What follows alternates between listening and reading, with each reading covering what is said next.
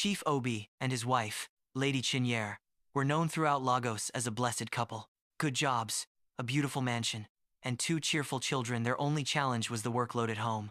After much discussion, they agreed to travel to their home village to bring a young girl to help with chores. In Umuachi village, Mama Nkechi introduced the quiet, respectful girl named Ngozi. Barely 16, with bright eyes and a calm spirit, she spoke little but worked hard. Back in Lagos, everything seemed perfect. Ngozi settled into her new role immediately. She cooked well, cleaned the house diligently, and treated the children with genuine kindness. Lady Chinière thanked God for giving them such a humble helper. But every night, around midnight, strange things began happening. The lights in the hallway would flicker sporadically. Cold wind would sweep through the house. Sometimes Ada would wake up screaming that she saw something crawling in the corridor. Chief Obi dismissed it as childish fears. But Lady Chinière's heart was profoundly unsettled by the strange occurrences. That night, she had a dream, so vivid it felt real. She saw Ngozi step out of her room quietly.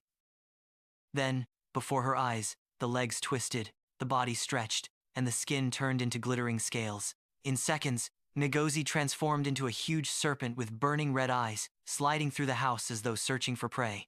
Lady Chinière woke up trembling, sweat pouring down her face. She shook her husband awake and told him everything. At first he tried to calm her, but the fear in her voice moved him. They knelt beside their bed and prayed. "Father, expose every hidden darkness in this home. Protect our children. Reveal the truth," Chief Obi prayed with authority.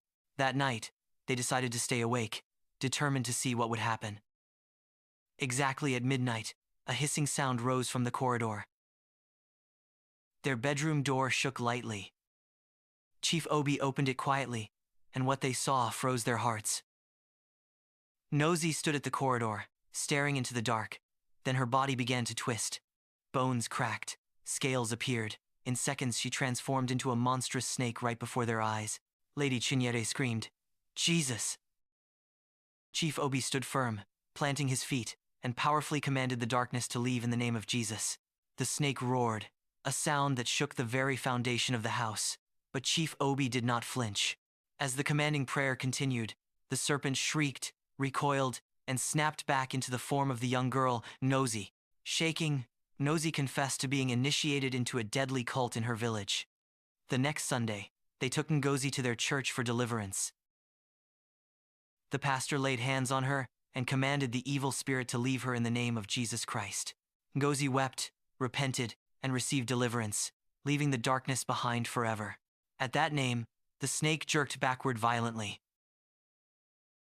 It let out a painful hiss, as if the name burned it. Chief Obi grabbed his Bible, raising it high. "Every evil spirit in this house, by the power in the name of Jesus, out."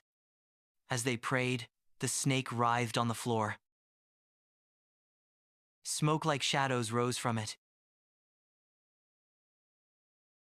With one loud hiss, Ngozi transformed back into human form and collapsed. When morning came, Ngozi confessed everything. She had been initiated into a marine cult as a child. She had hoped living with Christians would free her, but the transformations were beyond her control. Lady Chinière, with compassion but firmness, said, "We will not condemn you, but you must be delivered. You cannot stay here."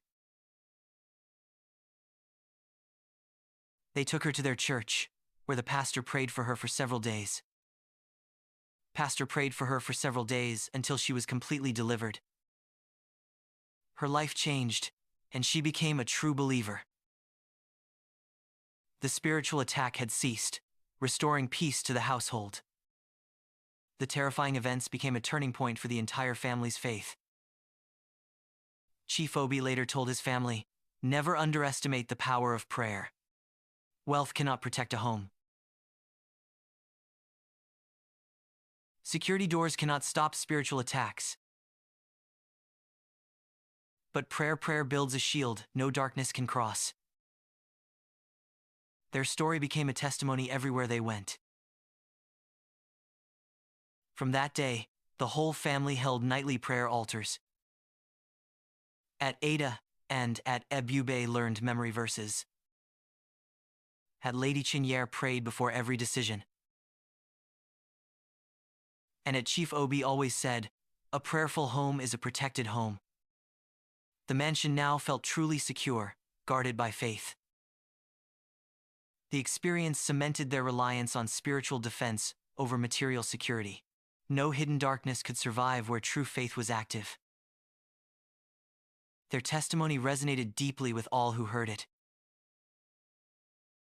The power of prayer secured their home far better than any material means. The shield held strong against all unseen threats. They never took their spiritual defenses lightly again. A prayerful home is a protected home. Their testimony spread, reminding many of the ultimate source of security.